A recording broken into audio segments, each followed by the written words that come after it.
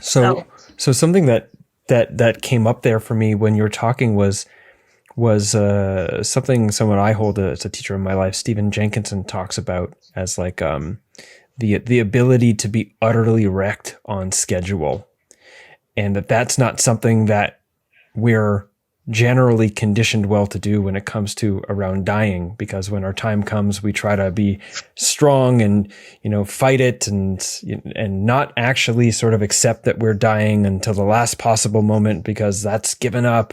And then afterwards, we're strong for each other by not letting the grief wreck us. And culturally, we think of grief as the consequence of an event, that the appropriate response is for it to lessen over time.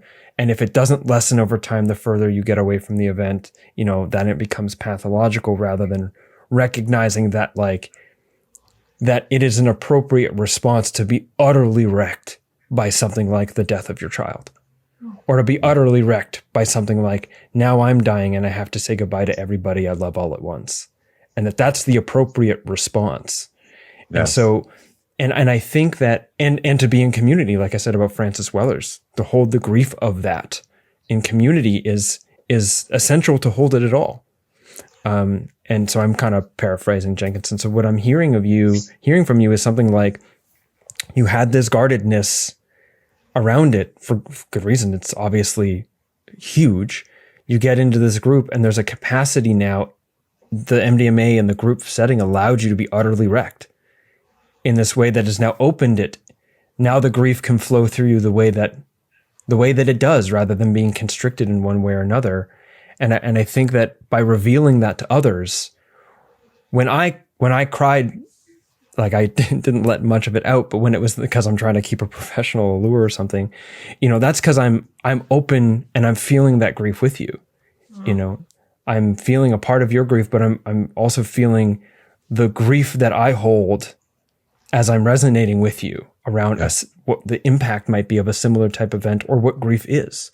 And I think that when people are saying feeling that grief with you while you're giving talks and stuff, maybe that's people recognizing like, whoa, this is what I've always wanted, or something like, this is more. This feels like a safer place to grieve than this other place we've been given, which is something like, hold it together, be a rock, you gotta, get over it, respect it, of course, but ultimately get over it and get back to life, rather than being like, no, this utterly wrecked me and my entire life is now reorienting around the gravity of this experience. And that's what it's supposed to do. Yeah. Well, it's funny that you say that, because next month we will be doing another experience with some people. And one of the things, some of the people who are going to be there were with us in May.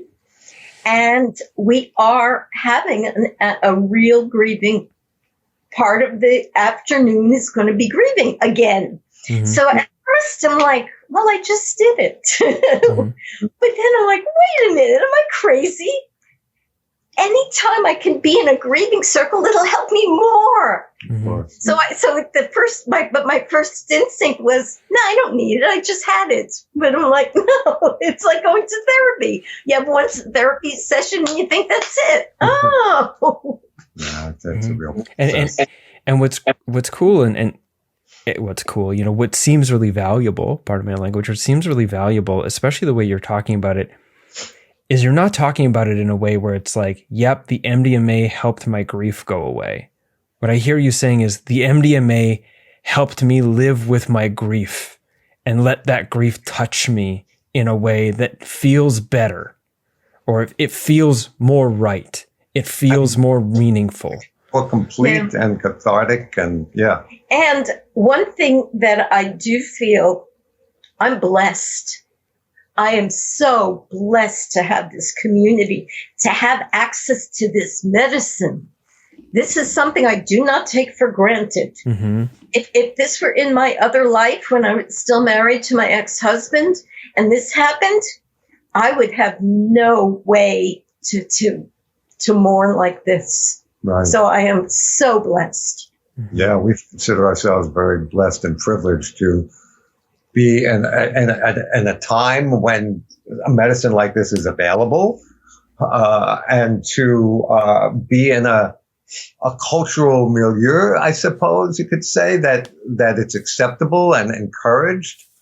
But it's still not legal. Right, but it's instead of frowned on and stigmatized. I mean, we're very blessed. You know, other people might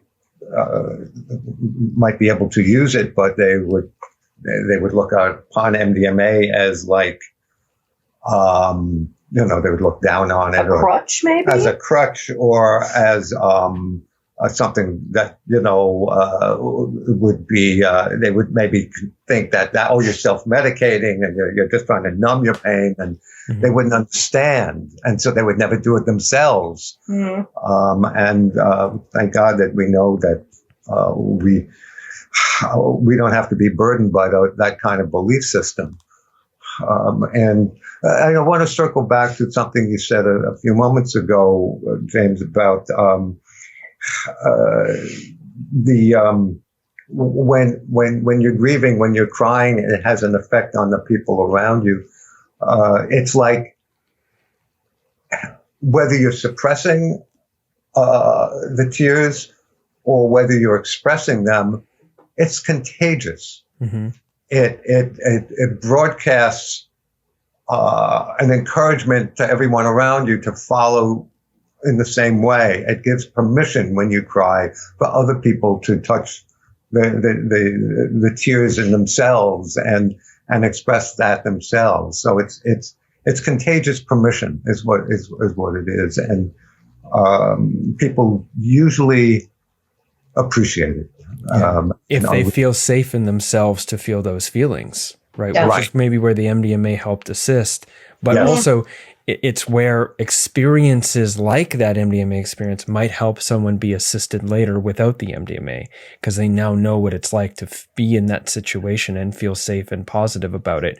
Now, without the MDMA, there's something logged into the nervous system. It's like, this is the way we can do this. There's another option than however we were conditioned to do so beforehand, which clearly isn't serving us as fully as maybe something closer to the experiences you've had. Yeah, exactly. Yeah, and I'm thinking about Douglas Tatarn again. Him talking about the importance of crying as a mammal, as it signals the others in your family, group, tribe, you know, pack, that something is wrong. It's a signal to come to care. You know, and it's like we are very attuned, so attuned to crying. We hear crying and we very much have a response. We can identify it, you know, and I think it's interesting is we're able to identify the difference between crying and laughing, because the difference between the two is such slight intonation difference that they almost sound exactly the same, and yet we can still differentiate and cue, like, is this person okay? Are they not, kind of thing. Right. And that being able to, I guess that's just a commentary. It feeds into what we're talking about so far about like just being in the open-heartedness and connectedness of the group as grief is moving through. Yes, and you know, now that I think about it, it's like MDMA, as opposed to other psychedelics, is particularly a physical experience, as is crying, as is laughter, as is dance, as is hugging, and lovemaking. These are physical experiences, and LSD, psilocybin, which I mean, I love and have great respect and reverence for these medicines as well, but they're not physically centered like MDMA is. So I believe MDMA is particularly useful for this purpose of grieving, because crying is such a visceral experience.